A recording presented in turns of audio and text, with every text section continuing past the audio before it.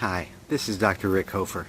I hope you've been enjoying the material that you've been watching on policy practice and advocacy. I know that Miguel and I have both put in a lot of effort and hope that it's rewarding for you to take the time to watch it. This last section that I've put together for you looks at advocacy as education, advocacy as persuasion, and advocacy as negotiation. There's a whole lot of information in here, and you may want to watch it more than once. It's that jam-packed. I hope that you find it helpful. I hope that you put it into practice. And most of all, I hope that you appreciate the effort of influencing state policy and the CSWE Learning Academy for putting these together and making them available.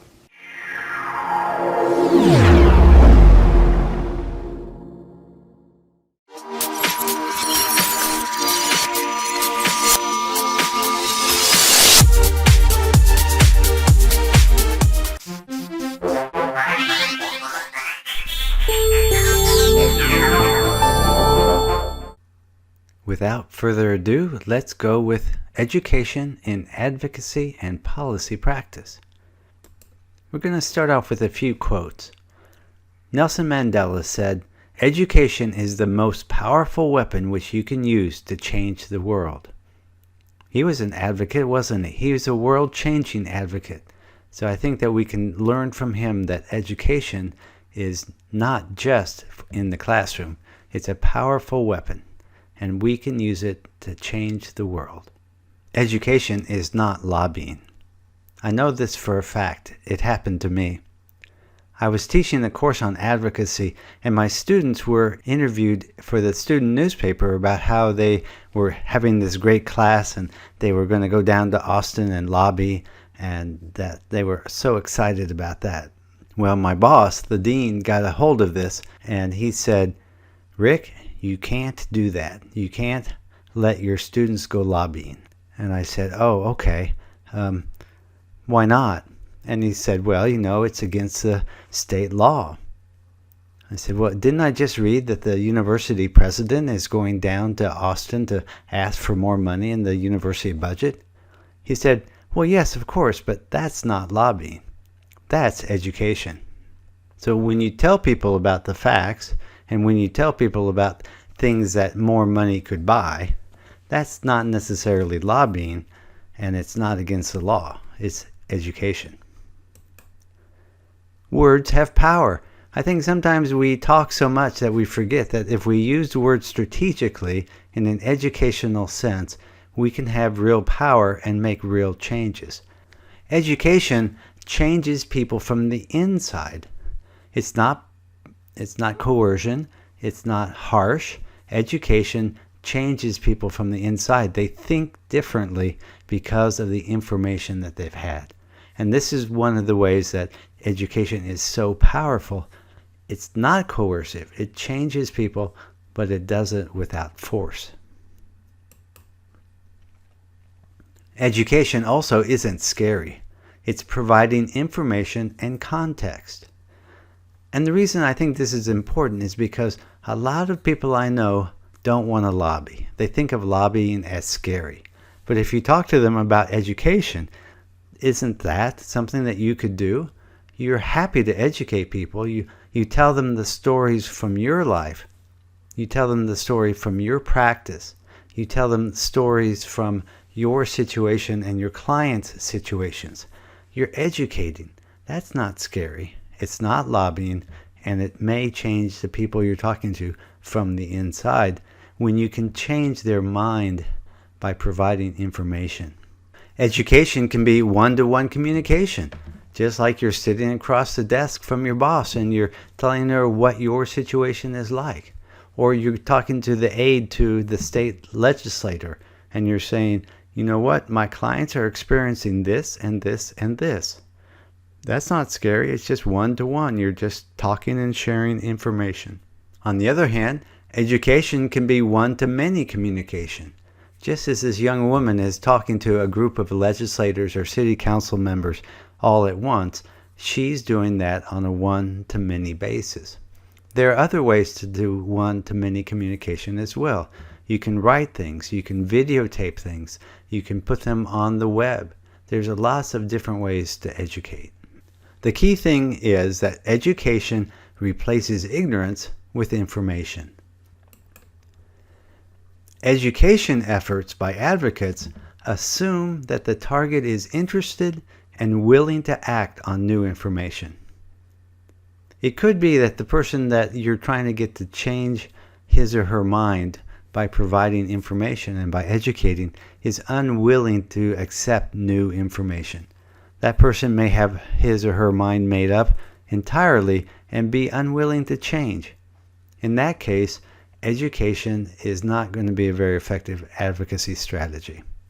So this is the main caveat with the education as advocacy strategy.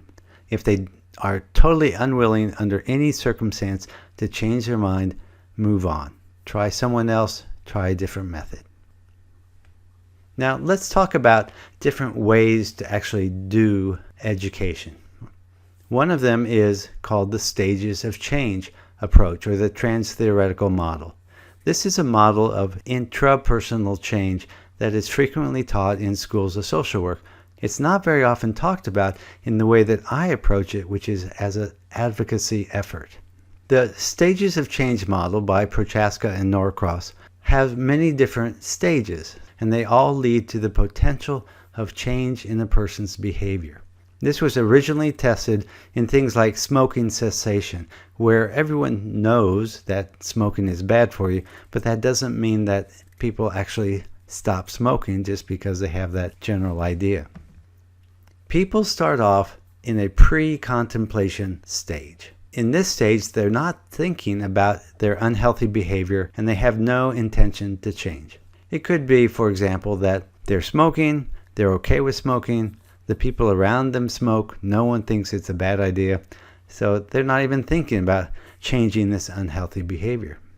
Then, due to whatever reason, they begin to contemplate. And contemplation is thinking about their unhealthy behavior, although they don't have any intention to change anytime soon. So someone like their child or their spouse may turn to them and say, smoking is not really good for you, and we would like to have you live a healthy life without emphysema and without lung cancer, and don't you want to see your grandkids? Whatever it is, the person begins to think, well, maybe this is an unhealthy behavior. Part of the aspect of the stages of change model is that you begin to weigh the cost of changing versus the cost of staying the same. And at some point, you switch from thinking that the costs of changing are too high compared to the benefits, that then you begin to think, oh, well, maybe the benefits and the costs are more equal. And in that situation, you're going to be contemplating a change. The next stage is preparation. In this stage, you take steps to alter your behavior, and you actually intend to change soon.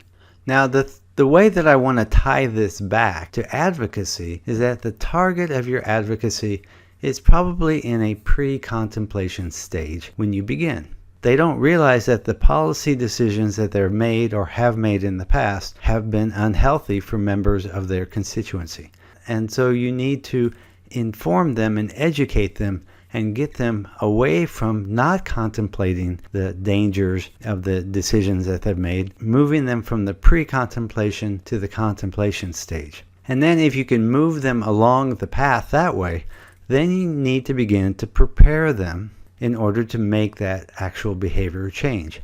For example, suppose a vote is coming up on a bill. If you've been working with them for some time, then you have to begin to get them from pre-contemplation to contemplation. And then the preparation is they're going to need to have discussion points that they can use with their colleagues and to use with their other constituents to help them make that change and justify it. So that's where preparation comes in on the part of the advocate. You're helping the person move from not thinking about the topic, thinking about the topic, and then actually preparing to make changes in their behavior that are in line with the ideas that you're presenting. The next stage is action. In this case, you're moving your unhealthy behavior and you're changing it, and you're keeping your commitments to changing that behavior on an ongoing basis. In terms of advocacy, the action is voting a certain way or making other changes in policy, and then not only doing that once, but doing that over a period of time. The next stage is maintenance, and this is behaving in accord with the healthy behavior with little or no temptation to relapse. So you're not smoking, you haven't been smoking, and it doesn't even sound good to smoke anymore. In terms of decision makers, they're making those decisions and they've really come to internalize those ideas. And so it's possible that you don't really need to do much except, keep in contact with them and monitor the situation and help them in their maintenance. But they should be able to do this on their own after a while. So this is stages of change model interpreted through an advocate's lens. Now, the one thing that you really want to be careful about is this: relapse. Relapse is reverting to an earlier unhealthy behavior. So you need to stay in contact with the people that you've educated, and you want to keep giving them arguments as to why they're still doing the right thing, because you don't want them to relapse. There are going to be other groups, other individuals that are pressuring them or trying to educate them back the other way, and you need to be a constant monitoring force to keep them so-called, on the straight and narrow as you see it. One of the things that's important in the stages of change model is that relapse is actually seen as kind of a normal thing. In the political world, though, we want to try to prevent that as much as possible. The stages of change literature talks about defenses against change. People who are in the pre-contemplation stage are not necessarily looking around trying to change things. They really are kind of happy the way they are. So there are several different defenses against change that they're going to throw at you once you begin trying to change their thinking from pre-contemplation and onward along the stages of change. The first defense that you have to try to work on is denial and minimization. In this defense, they're going to say, well, the problem's not so bad. I don't really have a problem. The second defense is rationalization. And now there's some overlap between all of these different defenses, but rationalization is another way to say what I'm doing is okay. I deserve this. It's not a problem. Stop trying to change me. Projection and displacement are other defenses against change. Someone says, you're drinking too much. And they say, no, I'm not drinking too much. You're the one who's drinking too much. I don't have a problem. And so a politician or a decision maker who is unwilling to change in the way that you want are going to come up with ways to say, no, you're the problem, it's not me, and why don't you change instead of trying to change me? Internalization is the final defense against change that we're going to talk about. This just isn't my issue. You're going to have to deal with it yourself. Now, there are other processes of change besides the stages of change model that we can use to move people in an educational manner. I'm going to talk about consciousness raising first. Consciousness raising is a process of increasing awareness through information and education. And that sounds like your basic education, right? You give them some information. But it's, in a way, more detailed. You're really getting into behind their defenses with your consciousness raising. You're helping make them aware and to see things that they really didn't ever see before. Social liberation is another approach, another way of thinking about how to use information. Social liberation talks about how do you get the person who is your target to realize that the support to change is greater than the support to stay the same. For a politician particularly, if you take some political issue, they may say, well, look, I got elected on this platform and I really don't want to change it. The people in my district support me the way I am. If you can show them, however, that actually demographics have changed, things are different than they used to be, the idea that they had before is no longer really the most popular idea, that's a way to use social liberation to educate and to get movement and change. In environmental reevaluation, the target is led to understand that his or her current behavior has negative effects on others. In a political or advocacy perspective, you can get people to understand that the votes that they've taken have led to negative effects. people are in more unequal and negative situations than they could be, if the target's behavior changes, then the world will actually be a better place. Hi again. There was so much information in this section on education that I just felt like I had to cut it in half and make two different sections. The first section, which you've just watched, is pretty theoretical. The next section, which is coming up, is much more applied and very practical.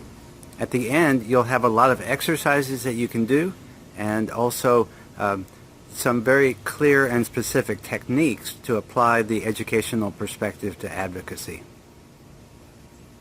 In future videos, I'm also going to cut them into small segments as well, so that you can really take the time to absorb them one to the next. We'll start off with some information about persuasion, and we'll also do information about negotiation. So expect that those segments will also be between 10 and 15 minutes long, so you can take a break in between and really absorb what the videos are telling you. Hope you enjoy them, and I'll be back later.